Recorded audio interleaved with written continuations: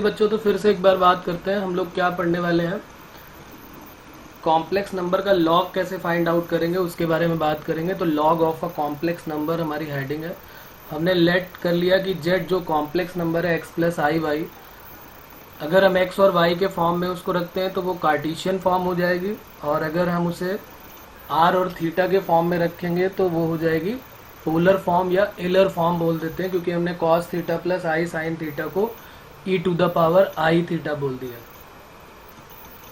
Okay, अब यहां पर जब हम लॉग ले रहे हैं लॉग ऑफ जेड, तो log z log of x plus i y, और log of x plus i y equal to क्या हो जाएगा, log base e r e to the power i theta.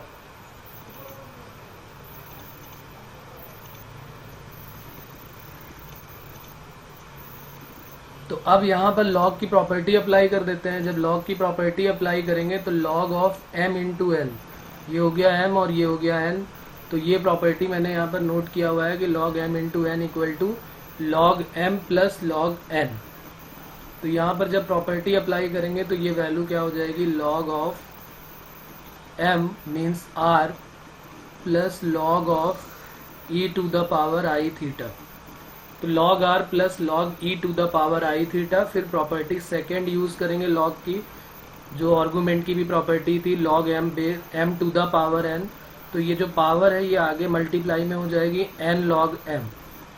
तो अब हम क्या करेंगे, यहाँ पर log r plus i theta और साथ में आ जाएगा log e। log e की जो वैल्यू होती है वो होती है 1। log e जो होता है उसकी वैल्यू क्या होती है 1, क्योंकि बेस और ये दोनों अगर सेम हो गए तो वैल्यू 1 हो जाती है। तो ये पार्ट तो गायब हो जाएगा log e की वैल्यू। तो अब हमारे पास क्या आ जाएगा, log r plus i theta, ये हमारा आ गया log of x plus i y का फॉर्म। अब यहाँ पर जो r है उसके बारे में यहाँ पर पुट कर देता हूँ कि यहाँ पर r क्या था। सबको पता है कि r की वैल्यू क्या होती है, r equal to mod z means under root x square plus y square and theta equal to tan inverse y by x.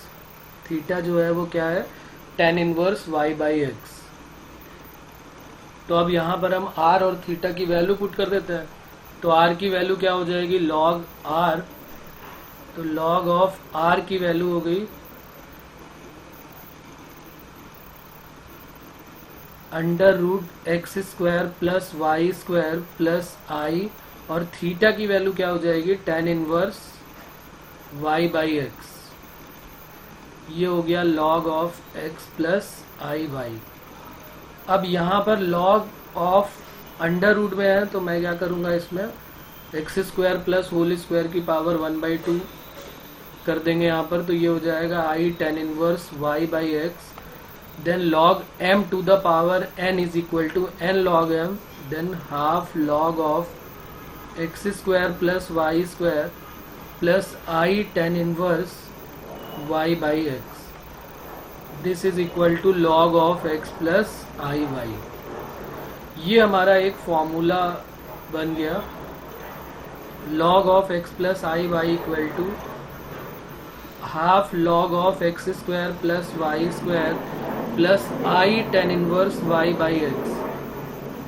अब यहाँ पर इसको जनरलाइज करने के लिए हम क्या कर देते हैं, 2n पाई ऐड कर सकते हैं, उसकी कोई प्रॉब्लम नहीं है। वो क्वेश्चन पे डिपेंड करेगा हम ऐड करें या ना करें।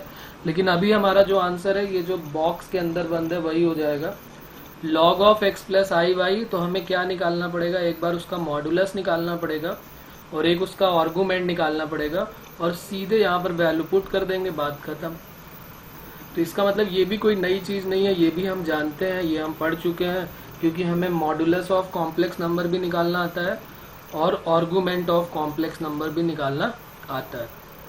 तो ये हमारा फॉर्मूला हो जाएगा। चाहे तो हम यहीं से इसको फॉर्मूला बना सकते थे, यहाँ से भी हम बोल सकते थे कि log of mod z log of x plus i y, ये हो जाएगा। तो हाफ की भी टेंशन नहीं रहेगी। log ऑफ मॉड जेड हम इसको ऐसे याद रखेंगे, log of mod z plus i tan inverse y by x. तो कुल मिला के हमें क्या निकालना पड़ेगा, मॉड निकालना पड़ेगा, मॉडुलस निकालना पड़ेगा कॉम्प्लेक्स नंबर का, और उसका आर्गुमेंट निकालना पड़ेगा, और उसके बाद फिर सॉल्व कर लेंगे। तो अब एक दो क्वेश्चन कर लेते हैं फिर आगे बढ़ते हैं। इससे रिलेटेड काफ़ी कम आया हुआ है पेपर में, जेई के पेपर में, लेकिन हमको आइडिया तो होना चाहिए। अभी एक क्वेश्चन करेंगे जो आया हुआ है जेई के प्रीवियस ईयर में। पहले एक क्वेश्चन लिखते हैं, लॉग ऑफ 1 प्लस आई की वैल्यू फाइंड आउट करनी है, क्या होगी। तो z इक्वल टू क्या हमारे पास है, z इक्वल टू है 1 प्लस आई। जैसे ही मॉड z निकालेंगे under root x square plus y square means under root 1 plus 1 2, तो मॉड z इक्वल टू 2 हो जाएगी। और theta equal to tan inverse y by x. और ये सब पुरानी बातें, हम 1 प्लस आई का पता नहीं कितनी बार निकाल चुके होंगे। तो थीटा पता चल गया और मॉड z पता चल गया। फॉर्मूले में डायरेक्ट वैल्यू पुट कर देते हैं, log x plus i y equal to log mod z plus i tan inverse y by x. तो ये हो गया, बल्कि आई थीटा भी लिख सकते हो क्योंकि थीटा तो हमने डायरेक्ट निकाले दिया हुआ है।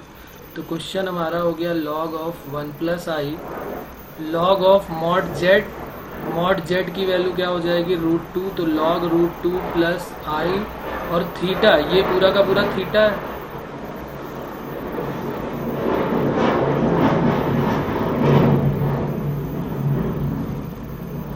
और अगर हम चाहें तो इसको जनरलाइज कर सकते हैं, नहीं तो यही तक हमारा क्या हो जाएगा, आंसर हो जाएगा। आर्गूमेंट के बारे में हमें आइडिया नहीं है, उसने कुछ नहीं बोला है कि किस प्रिंसिपल है, कि जनरल है, कि वो जो लीस्ट पॉजिटिव है वो है, ऐसा तो कोई आइडिया उसने बोला नहीं हुआ है। तो हम सीधे सीधे यहीं पर आंसर इसको यहीं पर छोड़ सकते हैं। कुछ ऑप्शन में अगर 2n पाई ऐड है तो हम ऐड भी कर सकते हैं, क्योंकि हमें पता है कि आर्गूमेंट को 2n पाई से ऐड करना नहीं भूलते हैं। उसके बाद एक क्वेश्चन और लिख लेते हैं इसका, log ऑफ 1 माइनस आई, इसकी वैल्यू फाइंड आउट करनी है, log ऑफ -1 प्लस आई और log ऑफ -1 माइनस आई।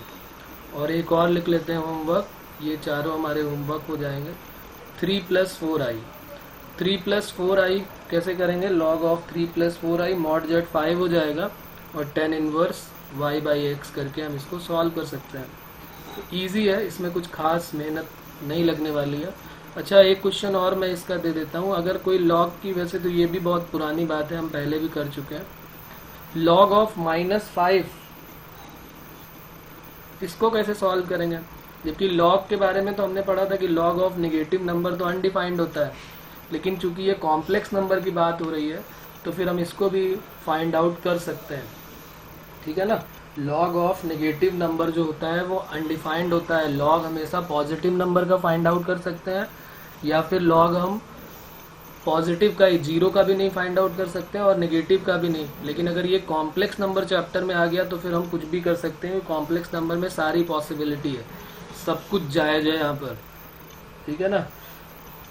इसकी जंग में, जो log की जंग है, उस पर सब कुछ जायज है।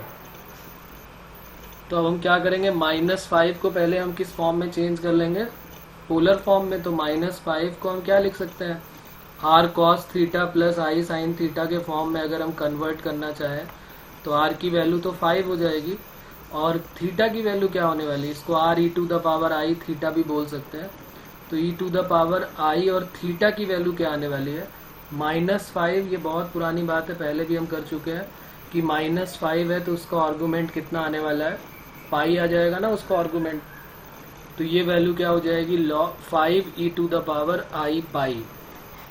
तो अब यहाँ पर ये -5 को हमने ऐसे कॉम्प्लेक्स नंबर के फॉर्म में लिख दिया। तो log ऑफ -5 क्या हो जाएगा, log 5 प्लस आई और थीटा की वैल्यू क्या आई है, यहाँ पर थीटा जो है वो आया है पाई, तो आई पाई हो जाएगा। तो ये हमारा आंसर हो जाएगा log ऑफ 5 प्लस आई पाई। ये हमारा आंसर हो गया log ऑफ नेगेटिव नंबर का। उसके बाद दूसरा जो है, जो हमारे जेई के प्रीवियस ईयर का क्वेश्चन था उसकी बात करते हैं। वो क्या था, लिख लेते हैं। क्वेश्चन था हमारा, i to the power i की वैल्यू फाइंड आउट करनी थी और इसके ऑप्शन गिवन थे, is a real number, B था इज अ, और यहाँ पर लिख सकते हैं, यहाँ पर रियल नंबर था, ये जो है वो कॉम्प्लेक्स नंबर है, और यहाँ प्योरली भी लगा देते हैं ताकि आइडिया हो जाएगा। मतलब कुल मिला के हमको क्वेश्चन हमारा ये था कि हमको बताना था कि आई टू द पावर आई जो है वो रियल नंबर है कि कॉम्प्लेक्स नंबर है। सीधे मैं यहाँ पर यही लिख देता हूँ कि i to the power i के बारे में आप बताइए कि i to the power i is real number और कॉम्प्लेक्स नंबर। ट्रू और फॉल्स में इसका जवाब देना है हमको। I to the power i is real number और कॉम्प्लेक्स नंबर। मतलब रियल नंबर का मतलब प्योरली रियल है, इसकी वैल्यू कोई प्योरली रियल आएगी या प्योरली इमेजनरी आएगी या कोई कॉम्प्लेक्स नंबर आएगा, या हम इसको फाइंड आउट नहीं कर सकते। कुल मिला के हमको ये बताना है कि i to the power i की वैल्यू आएगी कितनी, आई टू द पावर आई की वैल्यू क्या होगी, इसके बारे में हमें बात करनी है कि i to the power i कैसे सॉल्व करेंगे। फिर अभी एक क्वेश्चन करेंगे जिसमें i to the power i infinity तक जाएंगे, तो उस तरह के क्वेश्चन कैसे सॉल्व करेंगे। तो आई टू द पावर आई के बारे में अगर मैं बात करना चाहूँ तो कुछ ऐसा होगा कि आई को पहले हम पोलर फॉर्म में चेंज करेंगे। आई को हम चेंज करेंगे पोलर फॉर्म में cos theta plus i sine theta में। आई को हमने किस में चेंज किया, change into polar form, change into polar form. जैसे ही हमने इसको पोलर फॉर्म में चेंज कर दिया आई इक्वल टू, अब यहाँ पर हम कैसे चेंज करेंगे, तो हमें पता है कि आई का क्या होगा, आर की वैल्यू तो 1 होने वाली है और थीटा कितना आने वाला है। तो इसको सब सॉल्व करने की ज़रूरत नहीं होनी चाहिए। एक्स की वैल्यू 0 है, वाई की वैल्यू 1 है, तो 0,1 कहाँ पर आने वाला है, एक्स की वैल्यू 0 पे वाई की वैल्यू 1, तो 0,1 यहाँ कहीं पर तो आएगा। तो ये एंगल कितना होने वाला है, π/2। आर्गूमेंट ऑफ जेड क्या हो जाएगा, π/2। तो आर की वैल्यू तो 1 हो गई और थीटा की वैल्यू क्या हो गई, π/2। ये कोई नई चीज़ नहीं बता रहा हूँ मैं, ये सबको आइडिया है। तो r e to the power i theta, तो आर की वैल्यू 1 और e to the power i π/2। तो इसका मतलब आई को हम क्या लिख सकते हैं, ई टू द पावर आई π/2। अब ये एक नई चीज़ हमको पता चल गई कि आई को हम ई टू द पावर आई π/2 लिख सकते हैं। अब आई टू द पावर आई की वैल्यू बतानी है, आई की पावर आई कर दो, तो ई टू द पावर आई π/2 और उसकी होल पावर भी आई है। तो जब पावर की पावर होती है रियल नंबर में, जब पावर की पावर होती है तो दोनों का मल्टीप्लाई हो जाता है, तो आई स्क्वायर π/2 हो जाएगी और आई स्क्वायर की वैल्यू -1 होती है, तो ये हो जाएगा ई टू द पावर -π/2। तो ई टू द पावर -π/2 जो है ये एक पॉजिटिव नंबर है और जो कि हमेशा पॉजिटिव वैल्यू देने वाला है। अगर याद हो तो मैं कई बार ये बता चुका हूँ कि exponential function e to the power x जो होता है, एक्स की चाहे कोई भी वैल्यू रखो, ये हमेशा पॉजिटिव वैल्यू देने वाला होता है। ये भी एक इम्पॉर्टेंट पॉइंट है।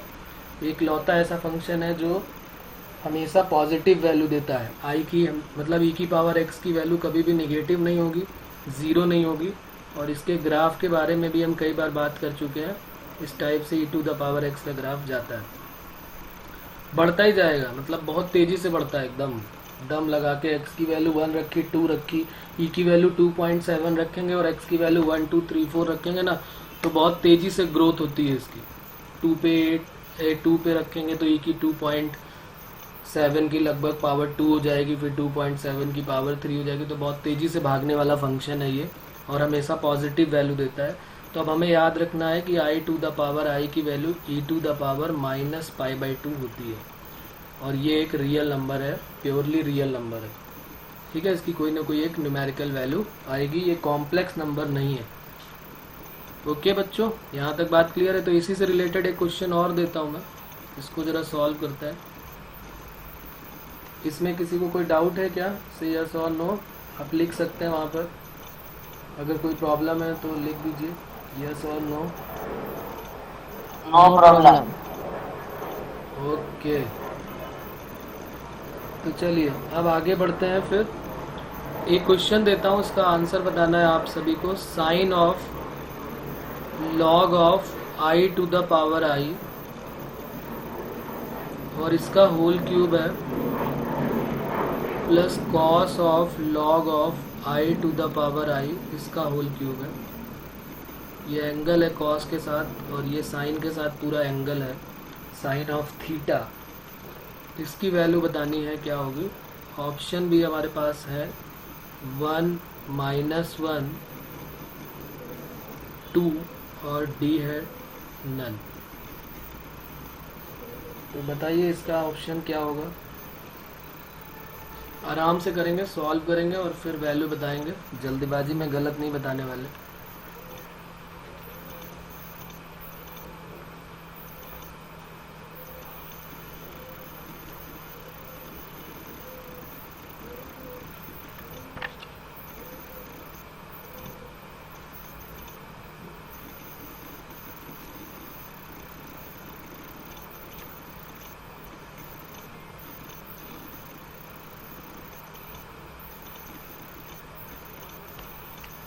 इतना भी टाइम नहीं लगना चाहिए, क्यों इतना टाइम लग रहा है पता नहीं, क्योंकि अभी हमें i to the power i की वैल्यू तो पता ही है। तो A B C D option आप लिख सकते हैं, क्या ऑप्शन आ रहा है, i to the power i की वैल्यू पुट कर देते हैं यहाँ पर।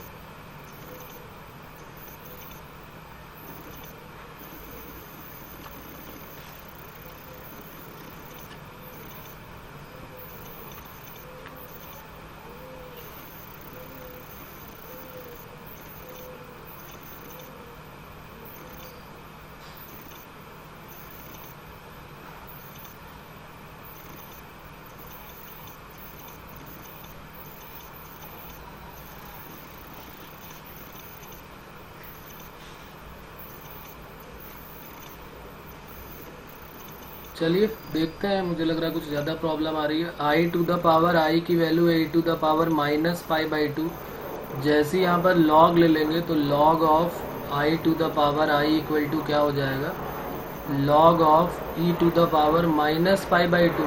तो ये minus pi by two log e हो जाएगा, और लॉग ई की वैल्यू अभी बता चुका हूँ कि 1 होती है। तो ये वैल्यू कुल मिला के जो एंगल है वो माइनस पाई बाई टू आ गया। तो ये हो गया साइन, और हमने लॉग भी ले लिया पूरा, मतलब sine of minus pi by two. Question हमारा चेंज होके आ गया sine of minus pi by two whole cube plus cos of minus pi by two whole cube.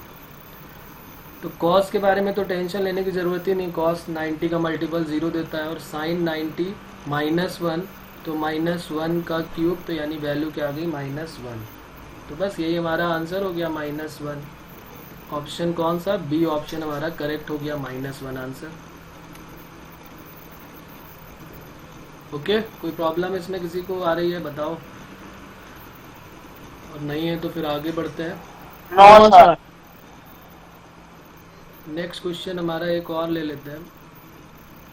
I to the power i to the power i up to infinity तक है, और इसकी value given है a plus i b, ये given है। और ये कह रहे हैं प्रिंसिपल वैल्यू जो है ओनली कंसीडर्ड, लिख लेते हैं only principal value considered, then हमको बताना है इसमें कि मैट्रिक्स मैच टाइप कर लेते हैं इसको, ए स्क्वायर प्लस बी स्क्वायर की वैल्यू क्या होगी ये बतानी है, और दूसरा हमको जो बताना है वो है बी अपॉन ए की वैल्यू क्या होगी ये बतानी है। और यहाँ पर हमारे पी क्यू आर एस करके 2-3 ऑप्शन होंगे। जो पहला ऑप्शन है हमारा e to the power b pi, q में है e to the power minus d pi, r में है यहाँ पर 10 पाई ए अपॉन 2, और एस में है कॉट पाई ए अपॉन 2। ये 4 ऑप्शन हमारे पास गिवन है।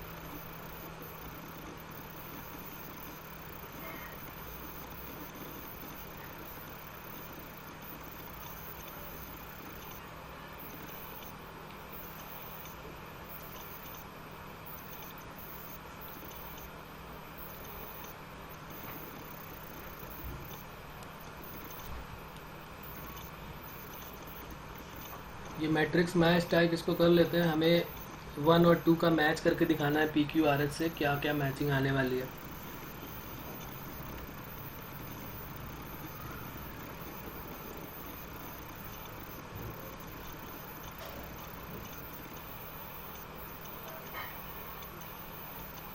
तो देखो कैसे करेंगे इस टाइप के। इन्फिनिटी वाले अभी हमने किए नहीं कि जब भी पावर इन्फिनिटी, एक्चुअली में ये 12th क्लास में अभी डिफ्रेंशिएशन जब हम पढ़ेंगे तो हमने किया है कि अगर इन्फिनिटी तक जाएगा तो क्या करते हैं। वैसे 10th में भी कई लोग ऐसे पढ़ लेते हैं, अगर याद हो तुम्हें तो कुछ इस टाइप का क्वेश्चन तुमने किया होगा, y इक्वल टू √2 प्लस √2 करके, ऐसे नहीं इन्फिनिटी तक जाता है।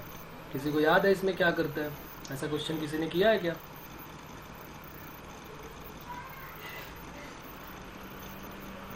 कि अगर कोई इन्फिनिटी तक की सर सीरीज, किया नहीं है लेकिन देखा है।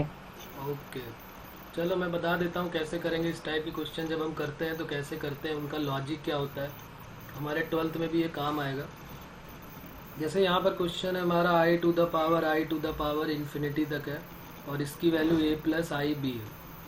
तो ज़रा देखो यहाँ से अगर मैं इस एक i को गायब कर दूँ, इसको गायब कर दूँ और इसके बाद इस सीरीज़ को देखो, तो क्या इस सीरीज़ में तुम्हें कोई फ़र्क दिखाई देगा क्या? यहाँ से अगर यहाँ तक की सीरीज़ देखो, इस वाले i को थोड़ी देर के लिए छोड़ दो जो डॉट लगाया जिसमें मैंने नीचे वाले i को, तो अगर बाकी i की सीरीज़ को देखोगे तो ये i to the power i एक हटा के जो मैं लिख रहा हूँ या एक और हटा के जो मैं लिख दूँ, तो क्या इस सीरीज़ में कोई फ़र्क आने वाला है क्या? i इन्फिनिटी तक की सीरीज़ पावर है, अगर उसमें से एक i कम भी कर दिया जाए तो इसका मतलब उस सीरीज़ पे कोई फ़र्क नहीं पड़ने वाला है। तो हम क्या करेंगे कि हमें पता है कि i to the power i की वैल्यू क्या है, a प्लस आई बी है।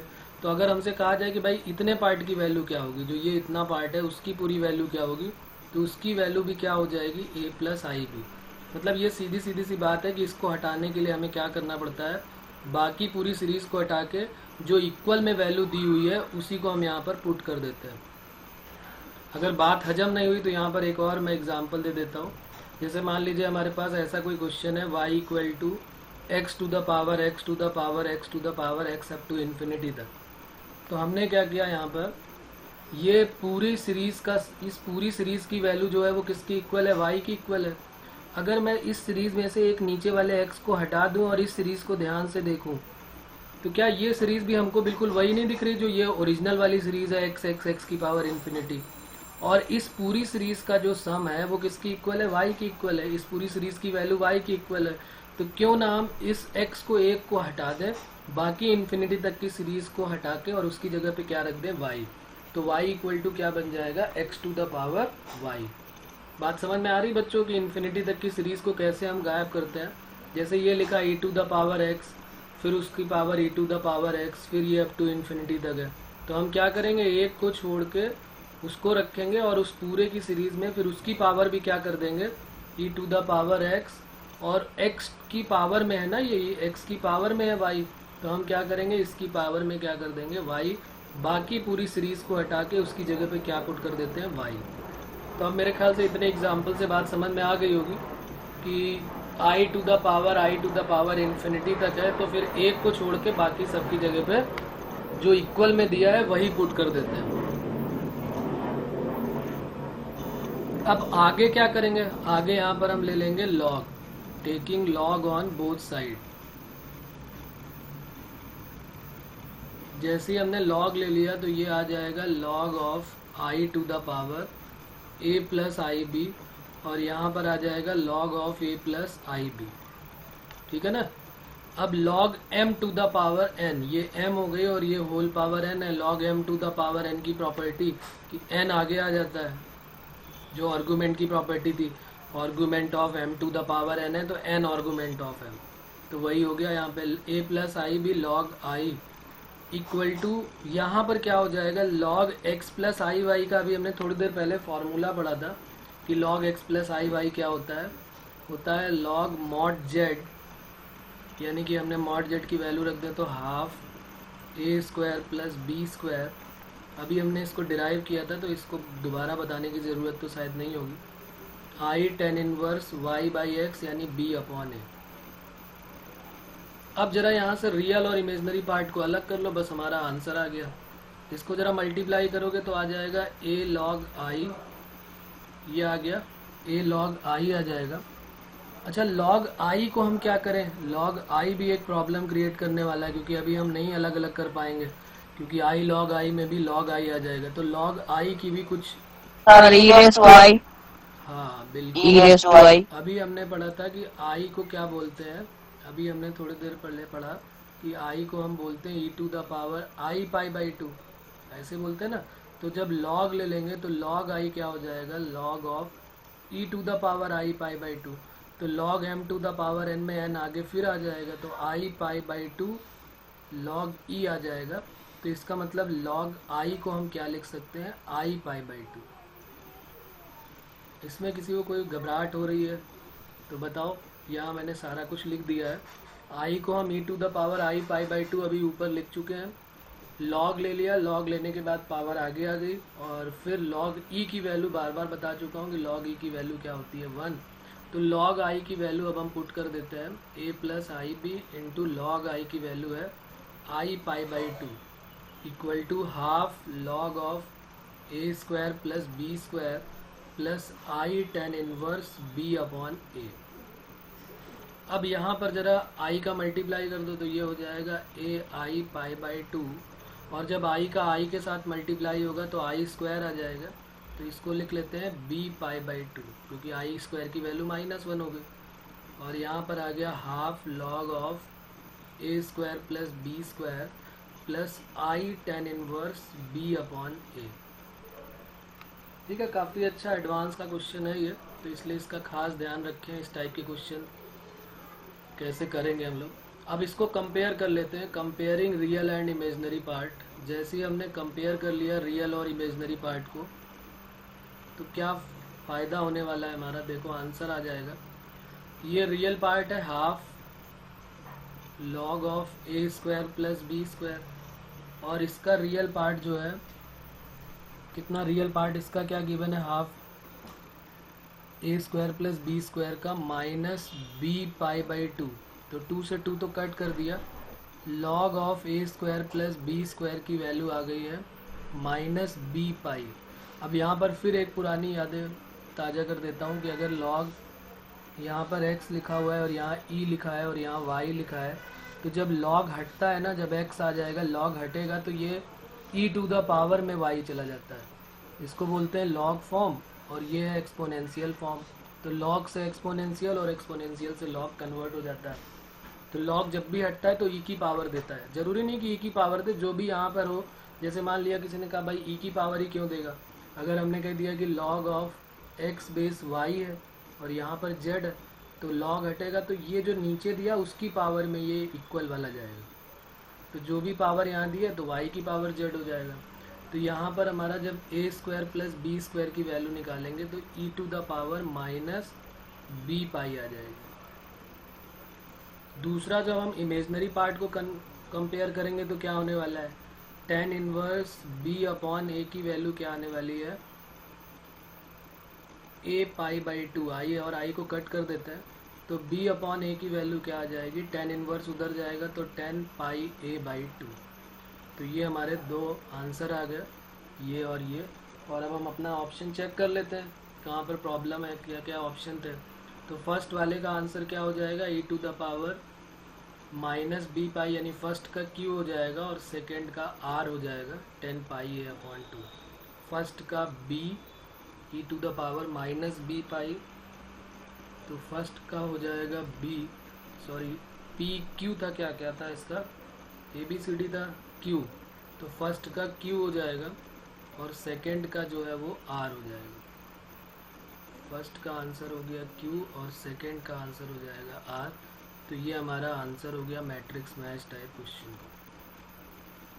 बोलिए इसमें कोई प्रॉब्लम है, नहीं तो फिर आगे बढ़ते हैं।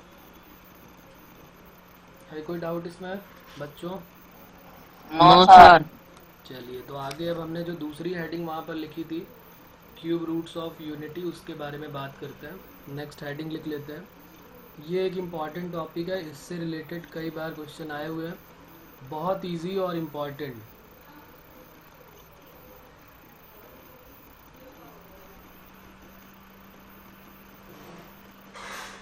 Cube roots of unity. Unity का मतलब यहाँ पर 1 से है, 1 का क्यूब रूट निकालना है। तो अब 1 का क्यूब रूट तो सभी को पता है कि 1 होता है, लेकिन यहाँ पर कुछ कहानी अलग ही होती है कॉम्प्लेक्स नंबर में। तो याद दिला दूँ मैं कि पिछले वाले में हमने हमने निकाला था ना कि कोई कॉम्प्लेक्स नंबर का रूट्स कैसे निकालते हैं। तो उसको पहले कॉम्प्लेक्स नंबर का, जैसे हमने एक क्वेश्चन किया था i टू द पावर 1/3 का पिछले टर्म पे, और उसका रूट्स निकाला था। तो हमने क्या किया था, उसमें उसको पहले पोलर फॉर्म में चेंज किया, पोलर फॉर्म में चेंज करने के बाद क्या करते थे, उसको जनरलाइज कर देते थे 2n पाई और फिर उसको सॉल्व कर लेते थे। तो यहाँ पर देखो वो तो मेथड है ही है, एक उससे भी ज़्यादा इजी मेथड यहाँ पर क्या आने वाला है। जैसे मान लिया हमने कह दिया कि भाई complex cube root of unity चाहिए, तो देखो यहाँ पर हम क्या करेंगे, इसको 1 टू द पावर 1/3 कर लेते हैं और इसको एक कॉम्प्लेक्स नंबर हम क्या लेट कर लेते हैं, z। हमें क्या निकालना है, क्यूब रूट निकालना है, यूनिटी का मतलब 1 का क्यूब रूट, ठीक है। और क्यूब रूट ऑफ यूनिटी जो होते हैं वो 3 होते हैं, अभी हम पढ़ेंगे आगे, 1 ओमेगा और ओमेगा स्क्वायर, इससे रिप्रेजेंट करते हैं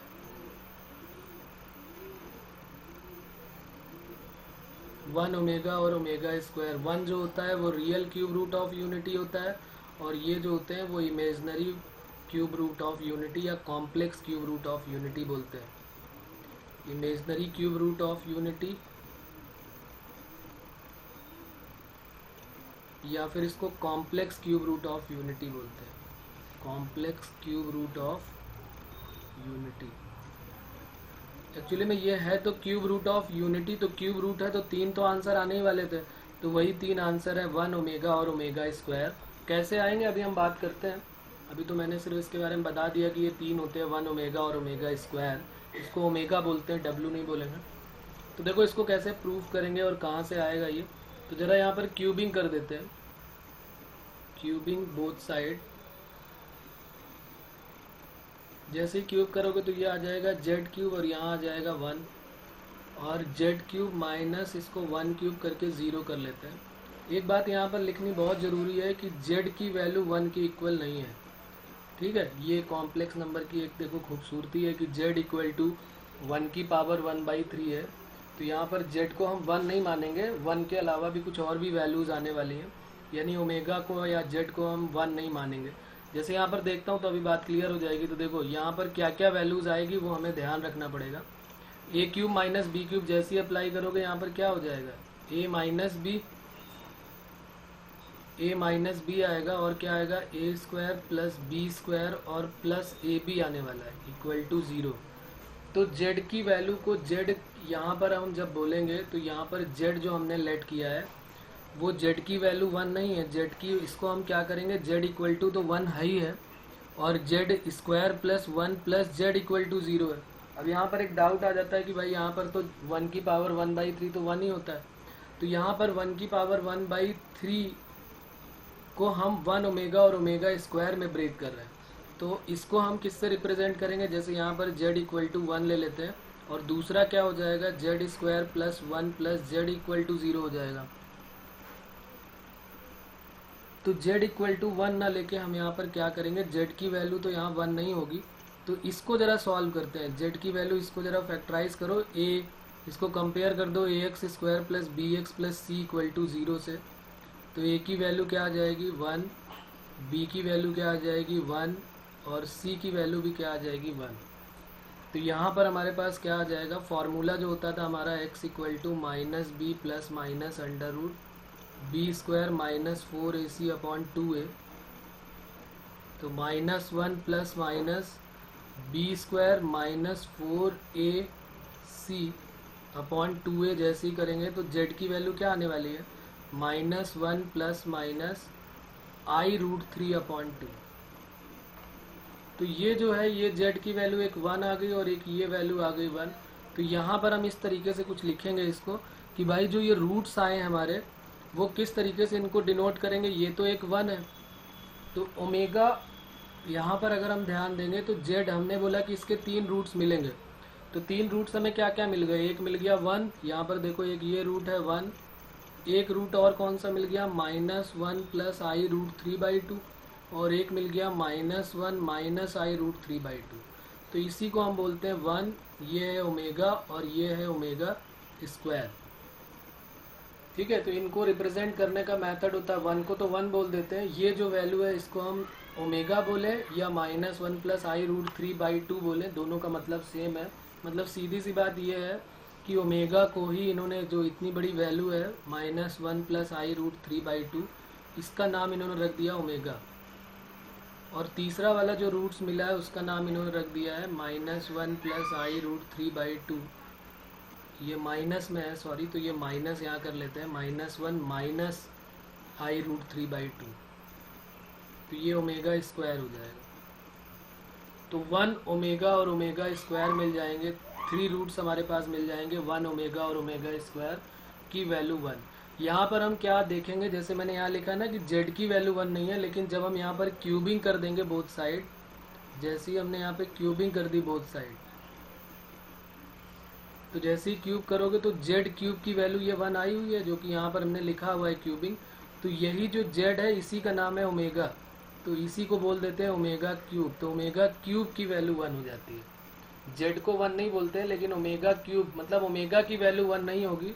अगर हम यहाँ लिखना चाहें कि omega not equal to 1, but omega cube की वैल्यू 1 की इक्वल होगी। तो अगर हम इसको यहाँ पर लिखना चाहें, कैसे लिखेंगे कि हमारे पास क्या क्या क्यूब रूट्स मिलेंगे, तो हमारे पास 3 क्यूब रूट्स मिलेंगे। पहली बात तो हमको ये ध्यान रखना है कि ओमेगा की वैल्यू 1 की इक्वल नहीं है, ओमेगा क्यूब की वैल्यू 1 की इक्वल होगी। पहला फार्मूला हमारा, अगर हम सारे फार्मूले को समराइज कर लें तो हमारे पास क्या रिजल्ट आएगा कि पहला फार्मूला हमारा हो जाएगा कि ओमेगा क्यूब की वैल्यू 1 की इक्वल होगी, ना कि ओमेगा की वैल्यू 1 की equal.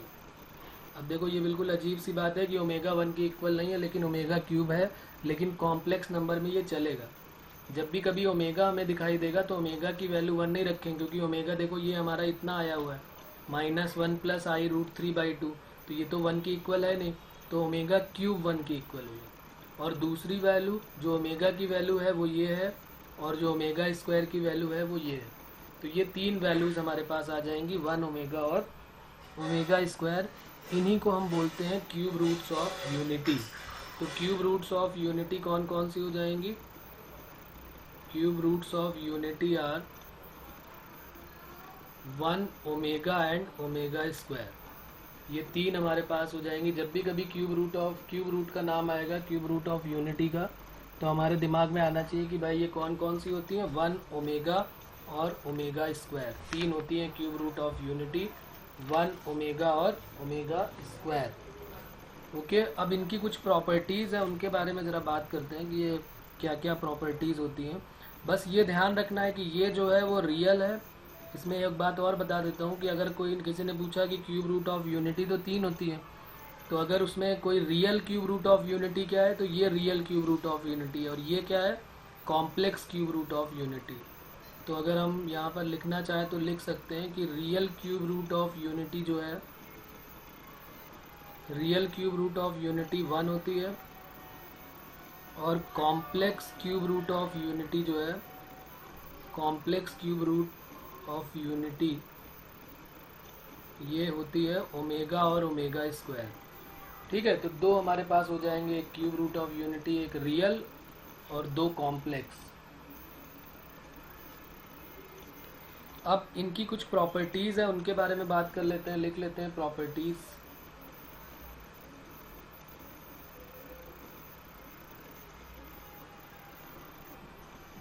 Properties of cube root of unity.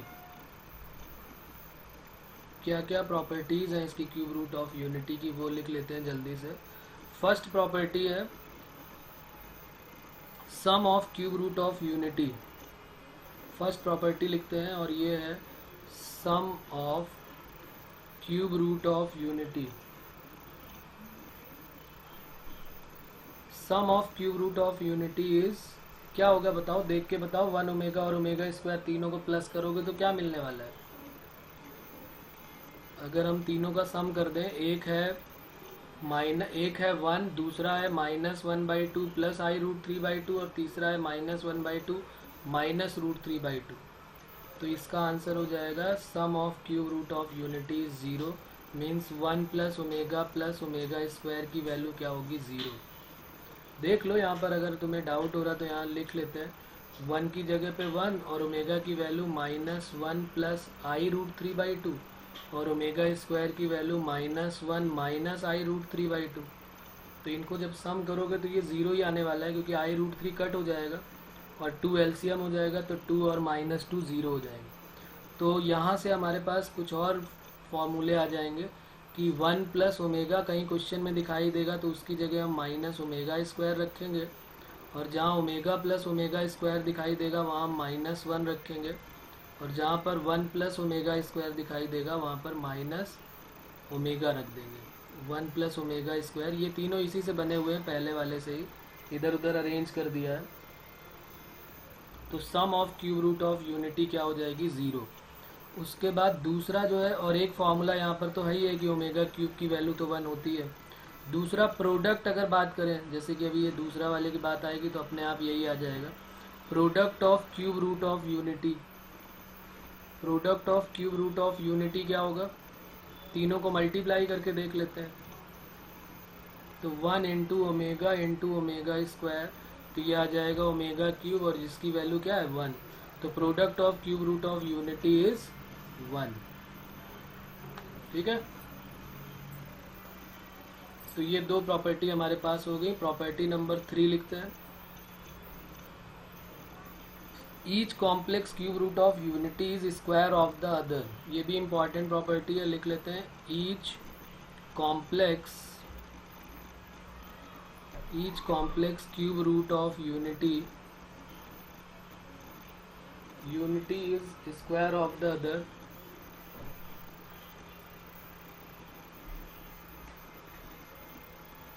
Each complex cube root of unity is square of the other, मतलब ये इनका क्या मतलब है कि ये कह रहे हैं कि अगर मैं किसी भी complex cube root of unity को, मतलब अगर ओमेगा स्क्वायर को अगर मैं करूं, दो complex cube root of unity होते हैं, ओमेगा और ओमेगा स्क्वायर, तीसरा तो नहीं होगा क्योंकि complex cube root of unity की बात हो रही है।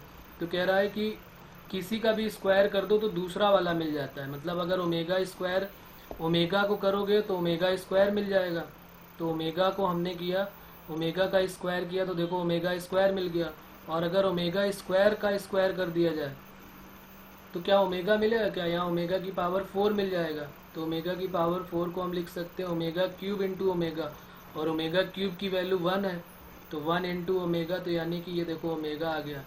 तो अगर हम ओमेगा का स्क्वायर करते हैं तो ओमेगा स्क्वायर मिल जाता है, एक का स्क्वायर करते हैं तो दूसरा मिल जाता है।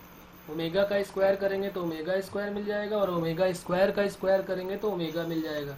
तो ये थर्ड प्रॉपर्टी भी बहुत इजी है, each complex cube root of unity is square of the other.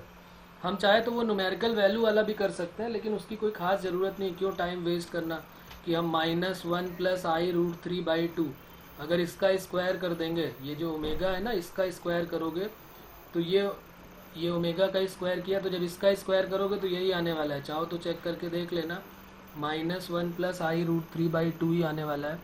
किसी एक का स्क्वायर करोगे तो दूसरा मिल जाएगा, चेक करके देख लेना इसको।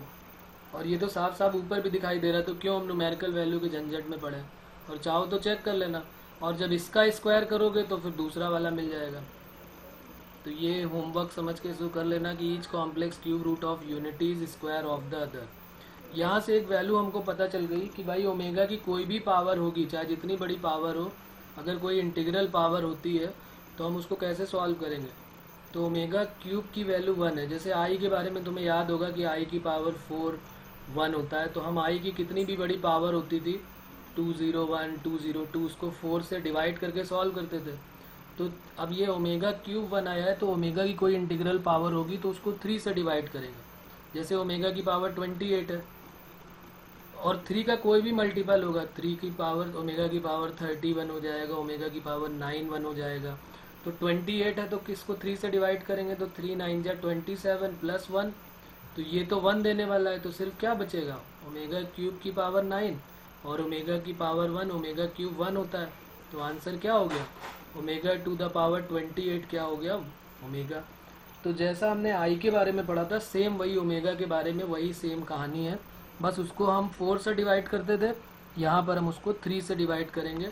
कोई नेगेटिव वैल्यू आ रही है, माइनस का 19 आ रहा है, तो उसको पहले प्लस कर लेंगे और फिर उसमें डिवाइड कर देते हैं 3 से, तो 3 6 या 18 + 1 ओमेगा क्यूब, तो ये तो 1 हो गया, और ओमेगा की पावर 1 1/ओमेगा, ओमेगा से मल्टीप्लाई कर दिया, बल्कि ओमेगा स्क्वायर से मल्टीप्लाई कर दो, तो क्या हो जाएगा, omega square upon omega cube की वैल्यू 1, तो ओमेगा स्क्वायर आंसर हो गया। तो 1 अपॉन ओमेगा क्या हो जाएगा, ओमेगा स्क्वायर हो जाएगा। ठीक है, अभी हम ये भी पढ़ेंगे कि अगर एक को रेसिप्रोकल कर देते हैं तो दूसरा मिल जाता है। जैसे प्रॉपर्टी नंबर 5 लिख लेते हैं, each complex cube root of unity is reciprocal of the other. Each complex cube root of unity is square of the other. एक complex cube root of unity दूसरे का स्क्वायर होता है। मतलब अगर हम किसी का एक का स्क्वायर करते हैं तो दूसरा मिल जाता है। यहाँ पर अच्छा हमने ये किया हुआ है, each complex cube root of unity is reciprocal of the other. यहाँ पर लिख लेते हैं, स्क्वायर तो हम कर चुके हैं, यहाँ पर एक काम करते हैं, इसको रेसिप्रोकल कर लेते हैं। Each complex cube root of unity is reciprocal. Square तो ऊपर कर चुके हैं, रेसिप्रोकल कैसे हो जाएगा ये देखते हैं। जैसे मान लिया हमने 1 अपॉन ओमेगा निकाला, तो 1 अपॉन ओमेगा जो है वो ओमेगा स्क्वायर आएगा, और 1 अपॉन ओमेगा स्क्वायर जो है वो ओमेगा आएगा। कैसे आएगा वो चेक करते हैं। 1 अपॉन ओमेगा है, इसमें ओमेगा स्क्वायर से मल्टीप्लाई किया, यहाँ ऊपर अभी किया हुआ भी है, तो ऊपर ओमेगा स्क्वायर आ गया, नीचे ओमेगा क्यूब आ गया, तो ओमेगा स्क्वायर और अपॉन में 1। तो देखो 1 अपॉन ओमेगा को लेके चले थे, ओमेगा स्क्वायर आ गया। जरा 1 अपॉन ओमेगा स्क्वायर को लेके चलते हैं, इसमें भी हम ओमेगा से मल्टीप्लाई कर देते हैं। तो जैसे ही ओमेगा से मल्टीप्लाई करोगे तो ऊपर ओमेगा आ जाएगा, नीचे ओमेगा क्यूब आ जाएगा, तो ये 1 हो गया, तो क्या आ गया, ओमेगा। यानी एक को रिवर्स करो तो दूसरा आ जाता है। ये सारी प्रॉपर्टीज़ हमको कल लर्न करनी है, कल इससे रिलेटेड क्वेश्चन हम करने वाले हैं अगले टर्न पे, तो ये हमें सब याद रखनी है। तो 1 के जैसे क्यूब रूट ऑफ यूनिटी हमने पढ़े, 1 के क्यूब रूट ऑफ यूनिटी क्या होते हैं, 1 ओमेगा और ओमेगा स्क्वायर होते हैं। तो अगर हमसे कोई पूछे -1 के क्यूब रूट क्या होंगे, तो -1 के जो क्यूब रूट है, 1 का जो है वो क्यूब रूट तो ये हो गया 1 ओमेगा और omega square, cube root of 1। तो -1 के -1 माइनस ओमेगा और माइनस ओमेगा स्क्वायर होंगे।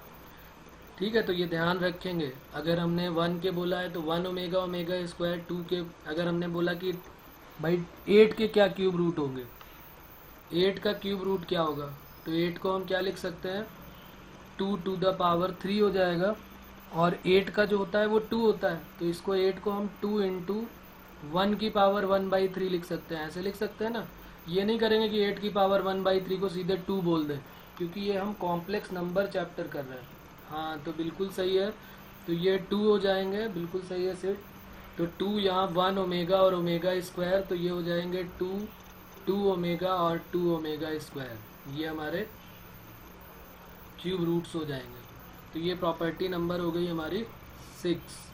प्रॉपर्टी नंबर 7 में हम एक बात और कर लेते हैं कि अगर हमारे पास क्यूब रूट ऑफ यूनिटी को अगर हम ट्रायंगल बनाना इससे शुरू करें, तो लिख लेते हैं पहले property, cube root of unity represent vertices of equilateral triangle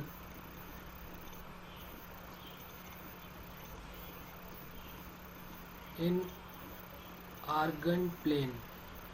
ये एक इम्पॉर्टेंट प्रॉपर्टी है, जेई में पूछी गई है ये प्रॉपर्टी, मोस्ट इम्पॉर्टेंट प्रॉपर्टी है ये। कह रहा है कि अगर कॉम्प्लेक्स क्यूब मतलब जो क्यूब रूट ऑफ यूनिटी 3 है, अगर उनको हम आर्गन प्लेन में ड्रॉ करें, इस तरीके से कोई आर्गन प्लेन ले लें, यहाँ पर 1 ले लें, यहाँ पर ओमेगा ले लें और यहाँ पर ओमेगा स्क्वायर ले लें, इनको इनके वर्टिसेस पे रख दें, तो ये जो ट्रायंगल बनता है ये इक्विलैटरल ट्रायंगल होता है, यानी कि तीनों साइड्स जो हैं वो सेम आती हैं। कैसे चेक करेंगे इसको, तो देखो 1 के कोऑर्डिनेट अगर हम ए ले रहे हैं 1, तो 1 को हम क्या बोल सकते हैं, इसके कोऑर्डिनेट 1,0 हो गए। बी को हम क्या ले रहे हैं, ओमेगा ले रहे हैं, ओमेगा की वैल्यू होती है -1 + i√3/2, तो इसके कोऑर्डिनेट क्या हो जाएंगे, बी के रियल पार्ट -1/2, इमेजनरी पार्ट √3/2, तो बी के कोऑर्डिनेट ये हो गए। सी है ओमेगा स्क्वायर -1 - i√3/2, तो यहाँ से क्या बनने वाला है c का, तो इसके c के कोऑर्डिनेट बन जाएंगे -1/2 और -√3/2। तो जब तुम एक नया ट्रायंगल बनाओगे यहाँ पर, और इस ट्रायंगल को जब तुम चेक करोगे, ए के कोऑर्डिनेट 1 0, बी के कोऑर्डिनेट -1/2 √3/2 और सी के कोऑर्डिनेट -1/2 -√3/2, तो ए बी बी सी और सी ए की जब लेंथ निकालोगे किस फॉर्मूले से, कैसे हम कोई टेंथ में कैसे हम चेक करते थे कि कोई ट्रायंगल इक्विलेटरल है कि नहीं, तो हम डिस्टेंस फॉर्मूला लगाते थे नहीं, ए बी की वैल्यू निकालेंगे, बी सी निकालेंगे, सी ए निकालेंगे, तो ये तीनों की तीनों वैल्यू जो है वो सेम आने वाली है। 1 - 1/2 या ए बी निकाल रहे हैं तो 1 + 1/2 का होल स्क्वायर और √3/2 का स्क्वायर, तो ये क्या हो जाएगा 1 + 1/2 3/2, तो 3/2 हो गया 9/4 और 0 करेंगे तो ये हो जाएगा 3/4। इसको सॉल्व कर लो, दूसरे को सॉल्व कर लो, -1/2 -1/2 और ये +1/2 इसका होल स्क्वायर और √3/2 और -+√3/2 इसका होल स्क्वायर, और तीसरा जब सॉल्व करोगे तो -1/2 -1 होल स्क्वायर और प्लस कितना हो जाएगा √3/2 का होल स्क्वायर। तो ये सॉल्व करोगे तो 9 और 3 12, 12/4 तो 3 आ जाएगा। तो ये देखो √3 आ रही है, तो 0 हो गया। ये कितना हो जाएगा 2 √3/2, तो √3 का 3 हो जाएगा, तो ये भी √3 हो गया, ठीक है ना। 2 √3/3, ये सही कर रहे हैं, √3 आएगा कि 3 आने वाला है। 9 और 3 12, यहाँ पर आ गया हमारा 12/4, तो 4 3 जरा इसको चेक कर लो, देखो यही सेम वैल्यू आ रही कि नहीं तीनों में। यहाँ पर आ जाएगा 2 √3/2, तो ये √3 आ गया, यहाँ पर भी आ जाएगा √3। तो इसका मतलब एक ऐसा ट्रायंगल बनने वाला है जिसकी तीनों साइड जो है वो सेम आने वाली है, तो इनसे क्या हमेशा बनेगा, एक इक्विलेटरल ट्रायंगल बनने वाला है।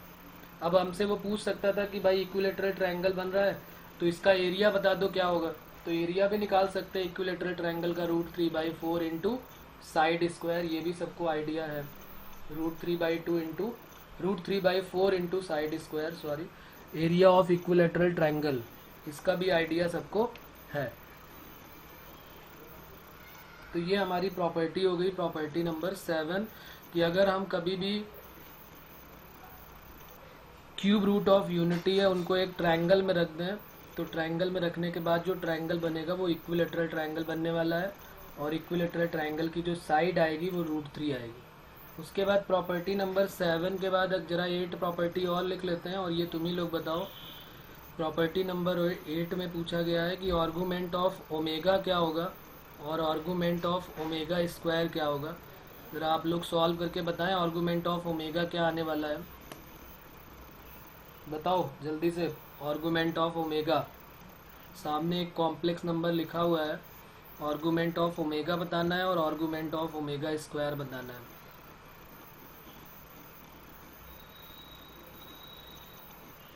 a³ + b³, तब तक एक और मैं लिख देता हूँ क्वेश्चन, a + b ओमेगा और a + b ओमेगा स्क्वायर, और a³ - b³ में यहाँ क्या हो जाएगा, जब यहाँ माइनस तो यहाँ माइनस, यहाँ माइनस। हाँ बोलो बेटा बताओ। 2π/3, बिल्कुल सही है, आर्गूमेंट ऑफ ओमेगा 2π/3 आएगा, और आर्गूमेंट ऑफ ओमेगा स्क्वायर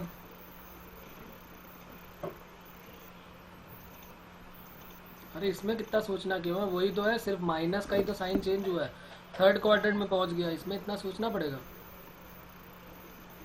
4π/3, हाँ बिल्कुल सही है, तो 2π/3 और 4π/3 बनेगा, तो इस तरीके से हमारा बन जाएगा ये 2π/3 और 4π/3 लिख लेंगे। a³ + b³ + c³ - 3ab, का भी एक फार्मूला है वो भी लिख लेते हैं, a + b + c, a² + b² + c², ये मैं पहले बता चुका हूँ, -ab - bc - c, खैर सबको पता भी होगा ये तो a + b + c, ये तो एज इट इज़ रहने वाला है, दूसरे वाले में क्या आने वाला है, a plus b omega plus c omega square और a plus b omega square plus c omega. ये दोनों हमारे होमवर्क है, ये भी होमवर्क है और ये भी होमवर्क है। इसको हमें RHS से सॉल्व करना है, मतलब इन दोनों का मल्टीप्लाई तीनों का करना है और ये प्रूफ करके लाना है, और इसमें इन तीनों का मल्टीप्लाई करके रखना है और ये प्रूफ करके लाना है, जो हमारा क्वेश्चन है। ठीक है ना? तो ये ध्यान रखेंगे, ये हमारे दोनों क्वेश्चन होमवर्क में हो जाएंगे कि हमें ये प्रूव करना है और लर्न भी करना है, याद भी रखना है कि भाई ए क्यूब प्लस बी क्यूब को ऐसे भी रख सकते हैं।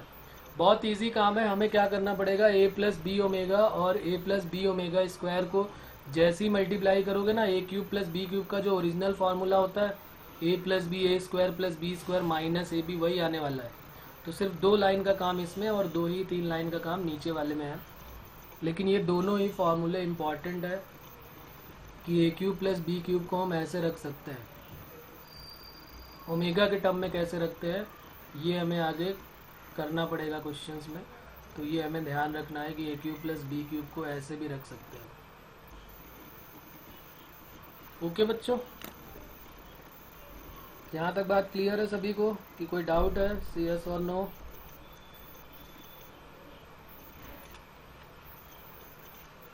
नो? ओके।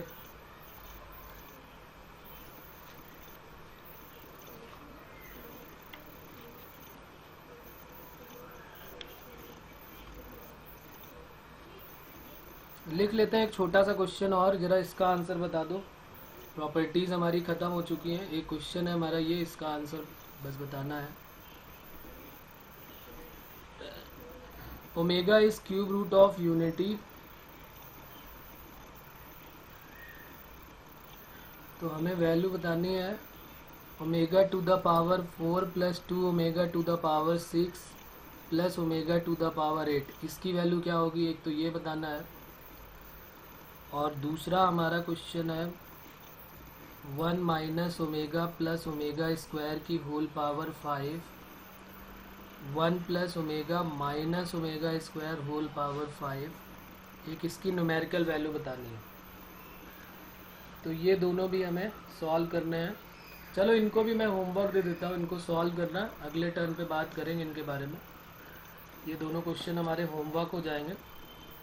एक बार ट्राई करना, सोचना, दिमाग लगाना। पहला तो इजी है, दूसरा जो है वो जेई में कभी पूछा गया प्रीवियस ईयर में, तो ये जेई का मेंस का क्वेश्चन है, सेकंड वाला जो है। हाँ जी बताइए, आ गया आंसर? Hello sir. हाँ बोलो सर, बोलो। फर्स्ट वन में 1 आ रहा है। फर्स्ट 1 में बिल्कुल सही है, 1 आएगा। चलिए बढ़िया, निकाल दिया। और तो फर्स्ट का आंसर इन्होंने तुरंत ही बता दिया कि 1 आने वाला है। क्यों, साफ साफ समझ में आ रहा ना, ओमेगा की पावर 3 जो होता है वो 1 होता है, तो ओमेगा की पावर 4 को ओमेगा लिख लिया। ओमेगा की पावर 3 का मल्टीपल जो है वो क्या होता है, 1, तो ये 2 बचेगा।